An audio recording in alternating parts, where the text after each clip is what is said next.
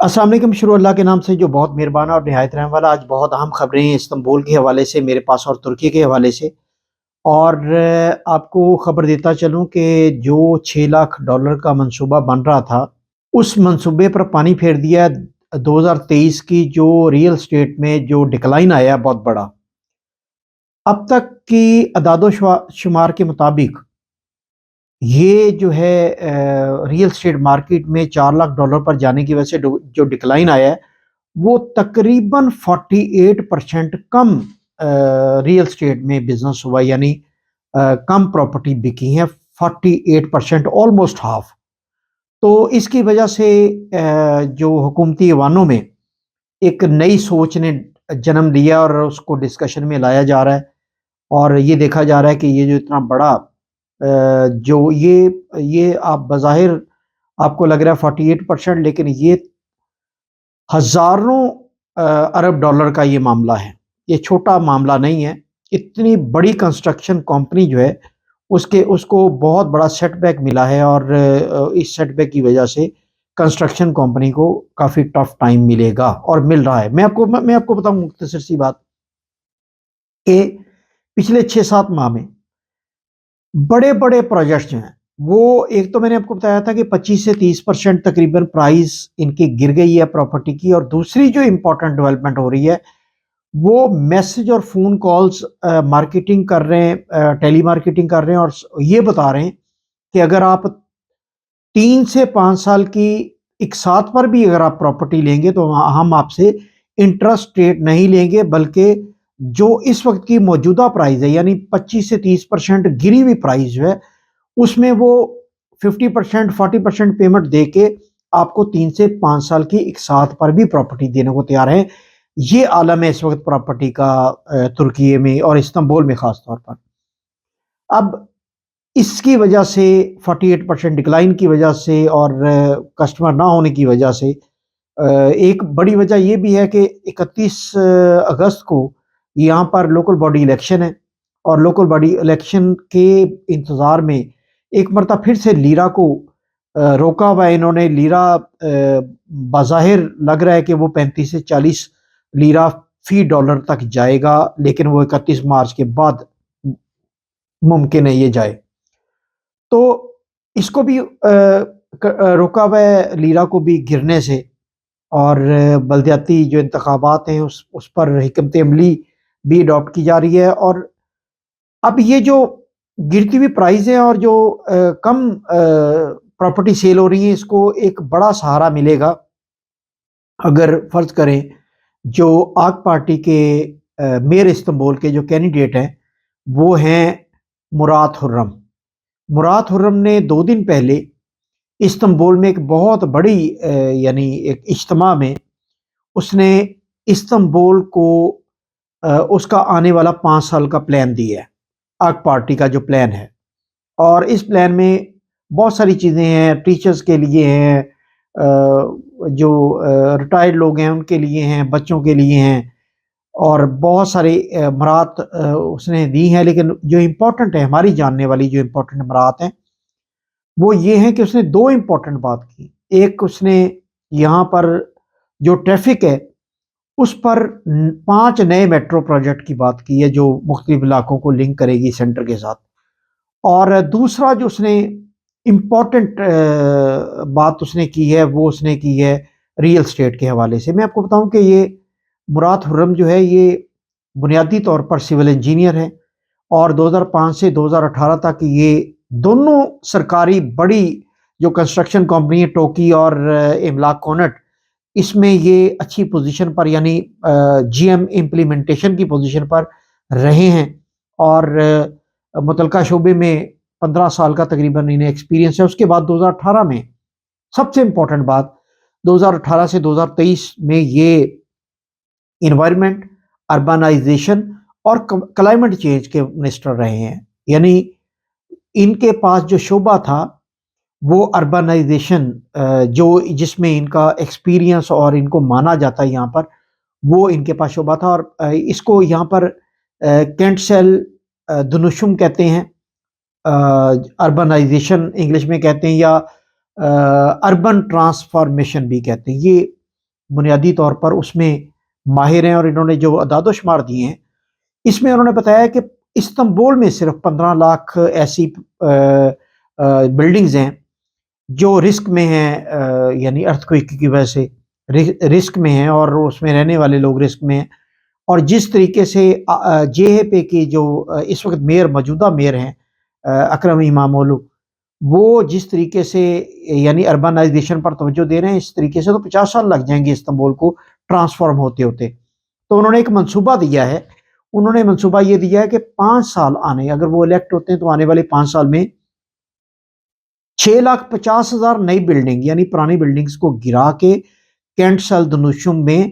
Urbanisation urban transformation میں وہ 6.5 لاکھ نئی بلڈنگز بنانے کا عندیہ دے چکے ہیں۔ اب اس میں وہ پورا انہوں نے اس کا منصوبہ دیا کن کن علاقوں میں کیسے کیسے وہ ٹرانسفارمیشن کریں گے، اور انہوں نے ایک اور بھی بہت ہی اہم بات کی، انہوں نے یہ کی کہ ہر گرائی جانے والی بلڈنگ 18 ماہ میں دوبارہ سے ان مالکان کو ان کے دوبارہ ان کے اپارٹمنٹس دے دیے جائیں گے یا ان کے گھر دے دیے جائیں گے۔ اور آپ کو یہاں کے قانون کا پتہ ہے کہ جب کوئی بلڈنگ گرتی ہے اور اس کو جو اس کا مالک ہوتا ہے اس کو 1 سال کا گورنمنٹ رینٹ دیتی ہے تاکہ وہ اپنے گھر اس کا گر چکا ہے تو وہ 1 سال رینٹ کے گھر میں رہ سکے، تو وہ 1 سال کا رینٹ بھی ملے گا اور اتنے ہی اسکوائر میٹر کا نئے اپارٹمنٹ کا اسے قبضہ بھی ملے گا۔ اور اب یہ جو اربنائزیشن یا اربن ٹرانسفارمیشن ہے، اس میں جو سب سے خوبصورت بات ہے وہ یہ کہ جو بنا ہے یعنی عام بلڈنگز ہیں ان کو 10-10 15-15 بلڈنگز کو ملا کے سیتے یعنی کمپاؤنڈ گیٹڈ کمیونٹی بنایا جائے گا، سکیور کمیونٹی بنایا جائے گا، جس میں پارک اور بچوں کے پلے گراؤنڈ اور جو نارملی سیتے میں یا کمپاؤنڈ میں سکیورٹی گیٹڈ کمیونٹی اور سوئمنگ پول جیم سونا سب کچھ ہوتا ہے، وہ سب کچھ عام شخص تک، عام شہری تک بھی اسے پہنچایا جائے گا اور فیسیلیٹیٹ کیا جائے گا۔ اس سے استنبول کی بہت ہی خوبصورت ایک شکل نکلے گی کہ جو پرانی آبادیاں ہیں وہ نئے سرے سے بنا کی بجائے یعنی عام بلڈنگ کی بجائے وہ سیتے میں کنورٹ ہوں گی، اور سیتے میں اگر کنورٹ ہوگی تو عام شہری بھی اچھی زندگی اور آسائش کے ساتھ استنبول میں، اور استنبول کی شکل بھی اس میں بہت خوبصورت نکل آئے گی، اور اس میں بالکل ایک نیا شہر اور نئے سرے سے تعمیر شدہ شہر نکل آئے گا، سینٹرل ایریا جو تاریخی مقامات ہیں ان کو چھوڑ کے۔ اب اس میں جو ایک اور موقع نکلتا ہے، یعنی اب اس میں 2 بڑے اہم پوائنٹ ہیں جو آپ کے سمجھنے کے ہیں۔ ایک پوائنٹ یہ کہ یہ جو کینٹسل دنشم ہے اس میں سب سے زیادہ جو بات امپورٹنٹ ہے وہ جو کنسٹرکشن کمپنیز ہیں وہ اس میں بہت خوش ہوں گی، اور میں بتاؤں آپ کو کہ کنسٹرکشن کے شعبے میں یہ جو مراد خرم جو آگ پارٹی کے اس وقت کینڈیڈیٹ ہیں استنبول کے میئر کے لیے، یہ بہت ہی پسند کیے جاتے ہیں۔ یعنی انہوں نے جو انقرہ میں اور استنبول میں، ٹوکی میں اور املاک کونٹ میں کام کیا ہے اس کو بڑا سراہا جاتا ہے۔ اس کے بعد انہوں نے جو اربنائزیشن اور انوائرمنٹ اور کلائمیٹ چینج پر کام کیا اس پر بھی ان کی بہت بڑی گریپ ہے۔ تو ایک تو یہ کہ یہ فیورٹ ہیں، یہ بہت اچھا بڑا کینڈیڈیٹ جو ہے وہ لانچ کیا ہے آگ پارٹی نے۔ اب اس کے مقابلے میں جو باقی اپوزیشن اتحاد ہے ان کا کوئی متفقہ کینڈیڈیٹ ابھی تک کسی ایک کینڈیڈیٹ پر وہ متفق نہیں ہو سکے، جو بڑا الارمنگ ہے۔ اگر یہ اتحاد 6 جماعتی اتحاد جو ہے وہ کسی ایک کینڈیڈیٹ پر متفق نہیں ہوتا تو مراد خرم کی مقبولیت اور اپوزیشن کی ڈویژن کی وجہ سے مراد خرم کے جیتنے کے چانسز بڑھ جائیں گے۔ آپ کو بتاؤں کہ 1.5 کروڑ کے قریب ووٹ ہے استنبول میں، 39 ڈسٹرکٹس ہیں، اور ان میں جو عمومی طور پر ووٹ کاسٹ ہوتا ہے وہ 1.5 سے 1.10 لاکھ ووٹ جو ہے وہ کاسٹ ہوتا ہے، اور اس سے مارجن بڑا کم ہے، تقریباً سابقہ میئر استنبول کا 10 سے 12 لاکھ ووٹ کا مارجن ہے 1.10 کروڑ ووٹ میں۔ تو یہ مارجن اگر اپوزیشن اتحاد ایک کینڈیڈیٹ پر متفق نہیں ہوتا تو یہ مارجن بڑے آرام سے ختم ہو جائے گا اور آگ پارٹی کے اس کینڈیڈیٹ کی مقبولیت کی وجہ سے بھی اس سے زیادہ ووٹ ملے گا۔ اب اربنائزیشن کی وجہ سے جو اپرچونٹی نکلے گی وہ یہ کہ نئی جتنے بھی کمپاؤنڈ پروجیکٹس بنیں گے، بڑے بڑے پروجیکٹس بنیں گے، ایک تو اس میں پارکنگ کے مسائل حل ہو جائیں گے، یعنی جو آؤٹ سائڈ اسٹریٹ پر پارکنگ ہوتی ہے بنا کے سامنے اور اس روڈز پر، تو وہ ختم ہو جائیں گی۔ دوسرا یہ کہ کشادہ ہاؤسنگ ہو جائے گی۔ تیسرا سب سے بڑی بات یہ کہ جو بہت بڑی فیسلٹی عام آدمی کو بھی میسر ہوگی، اور اس میں ان تمام بڑی بلڈنگز میں ظاہر ہے اب تک جو بنا ہے وہ 5 4 3 6 سٹوری منزلہ بلڈنگز ہیں۔ جب یہ کمپاؤنڈ میں کنورٹ ہوں گے تو وہ 20 18 اور 25 30 منزلہ بڑے ٹاور بنیں گے۔ اس کی وجہ یہ ہے کہ جو پہلے اپارٹمنٹ ہیں زمین سے لے کے 5 یا 6 تک، وہ جتنے فلور تھے بنا کے وہ ان کے مالکان کو ملیں گے، اور ان میں سے ظاہر ہے گرین ایریا بھی نکلے گا، اور گرین ایریا کے ساتھ ساتھ سوشل فیسلٹی پارکنگ بھی نکلے گی۔ تو 6 فلور کا بنا اگر گرا تو پہلے 6 فلور تو سابقہ مالکان کو چلے جائیں گے۔ اب کنسٹرکشن کمپنی کو کیا ملے گا؟ اس سے اوپر والی جتنے بھی اپارٹمنٹس ہیں وہ کنسٹرکشن کمپنی اس کو بیچ کے اپنی نہ صرف کاسٹ پوری کرے گی بلکہ اپنا منافع بھی پوری کرے گی۔ تو اس سے یہ ہے کہ 20% تقریباً فارنرز کے لیے اس میں اویلیبل ہوگا، اور اس میں بڑا مارجن ہے، اور پرائز کا اوپر جانا اس سے مشکل ہے، کیونکہ آپ کو پتہ ہے کہ ترکش سٹیزن جو ہیں ان کے لیے تو یہاں پر 15 سال کی ایک ساتھ پر بلا سود کے یہاں پر مل جاتا ہے انہیں، یعنی پراپرٹی مل جاتی ہے، اپارٹمنٹ مل جاتا ہے بے گھر افراد کو، اور سرکار بنا کے دیتی ہے۔ تو ان کے لیے تو یہ اس میں کوئی انٹرسٹ نہیں ہے، وہ تو 10% 20% دیں گے، اور 15 سال کی ساتھ پر 3 سال بعد 2 سال بعد انہیں گھر مل جاتا ہے، 15 سال وہ قسطیں دیتے رہتے ہیں کرائے جتنی، اور گھر مالکیت ان کی اپنی ہوتی ہے گھر کی۔ اب فارنرز 20% ہیں، اور درمیان میں بہت بڑا گیپ ہے، یعنی 5 منزلہ اگر فرض کریں سابقہ مالکان کو مل جاتی ہے، 15 منزلہ بلڈنگ ہے، تو تقریباً 4 منزلہ فارنرز کے لیے آپ مختص کر لیں، باقی جو درمیان والا گیپ ہے وہ پھر دوبارہ پرائز پر اثر انداز ہوگا، اور کنسٹرکشن کمپنیز کو کوئی نقصان نہیں ہوگا، کیونکہ ان کو ایک اتنا بڑا پروجیکٹ، یعنی 6,50,000 بلڈنگز صرف استنبول میں انہیں ملی۔ میں آپ کو ایک چھوٹی سی اگزامپل دیتا ہوں کہ لاسٹ ایئر فیب میں جو زلزلہ آیا تھا، ہنگامی بنیادوں پر تمام کنسٹرکشن کمپنی نے اپنا آدھا عملہ اور اپنی مشینری، ہاف مشینری ان اضلاع میں بھیج دی تھی جہاں پر بلڈنگز گری تھی۔ آج تک وہاں پر کنسٹرکشن کمپنی جو ہے وہ مصروف عمل ہے، اور ان گھروں کو تعمیر کر کے متاثرہ افراد کو دے رہی ہے، گورنمنٹ اس کو پے کر رہی ہے۔ تو ان کے لیے کوئی اتنی بڑی پرابلم نہیں ہے، نہ تو پرائز کے اوپر زیادہ جانے کے چانسز ہے، نہ نیچے آنے کے چانسز ہے۔ اب پرائز اوپر نیچے کیسے جائے گی؟ آخر میں آپ کو یہ بتا رہا ہوں کہ پرائز اوپر اس طرح جائے گی کہ اس وقت جو ترکی میں جو اسٹیٹ بینک کا انٹرسٹ ریٹ ہے وہ 2 دن پہلے 45% کر دیا ہے۔ اب اتنا بڑا انٹرسٹ ریٹ جو ہے، جو لوگ بزنس میں انٹرسٹ نہیں رکھ رہے ہوتے، اور وہ پیسہ رکھ دیں، 1 ملین اگر وہ رکھ دیں بینک میں،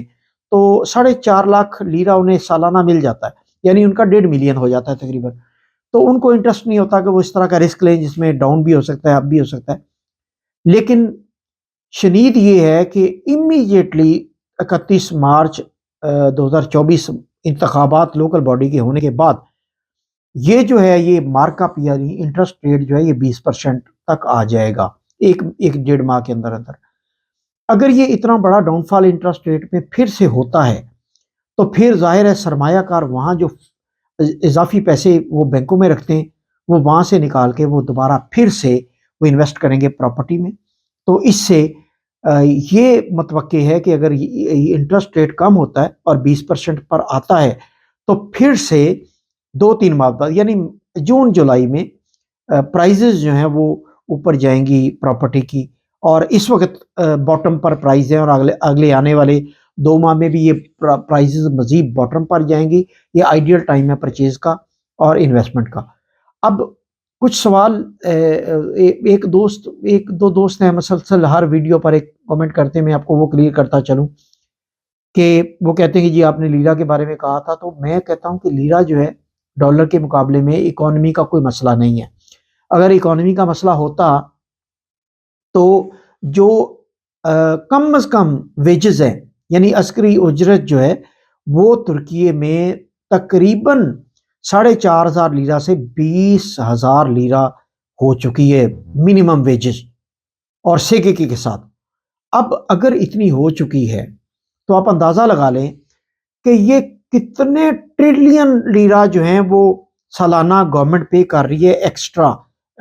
منیمم ویجز میں. اور اسی طرح اوپر آپ دیکھیں 3.5 کروڑ کے قریب امپلائمنٹ جو ہیں ان کو آپ دیکھیں کہ ان کی سیلری سٹرکچر اسی لحاظ سے بڑا ہے، سرکار کا بھی اور پرائیویٹ میں بھی. تو اتنا بڑا جمپ جو ہے وہ 2 سال میں، یعنی 4 گنا سیلری 2 سال میں ہو چکی ہے. اگر اکانومی کا ایشو ہوتا تو یہ حکومت اس کو افورڈ نہ کر پاتی اور لوگ غربت کی لکیر سے نیچے چلے جاتے. لیکن اپ لفٹ کیا لوگوں کو، منیمم اجرت جو ہے کم از کم ویجز کو انہوں نے 20,000 لیرہ کے قریب کر کے اپ لفٹ کیا لوگوں کی زندگی کو. اب یہ لیرہ کی گراوٹ ایک تو یورپین اور امریکن پولیٹیکل یہودی پولیٹیکل گیم ہے، دوسرا ترکیے کے دونوں طرف، اب یہ دیکھیں یہ انکنٹرولبل فیکٹر ہوتے ہیں، دونوں طرف لاسٹ ایئر جنگ لگی ہے. یوکرین کی جنگ ایک طرف ہے اور فلسطین اور غزہ کی جنگ دوسری طرف ہے. تو آپ پوری دنیا میں اٹھا کے دیکھ لیں کہ جدھر جنگ کے آثار ہوتے ہیں، جدھر جنگ کے جو اثرات نمودار ہوتے ہیں، ان میں پولیٹیکل گیمز کے ذریعے اکانومی کو بھی گرانے کی کوشش کی جاتی ہے، کرنسی کو بھی گرایا جاتا ہے. یہ انڈرسٹوڈ بات ہے. تو اب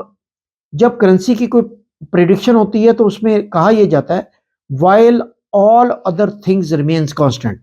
تو وہ کانسٹنٹ نہیں رہی، دونوں طرف جنگ کھل گئی 2023 میں. تو اس میں کوئی بھی پریڈکشن ٹھیک نہیں ہو سکی. اگر آپ کو ایک اور بات بتاؤں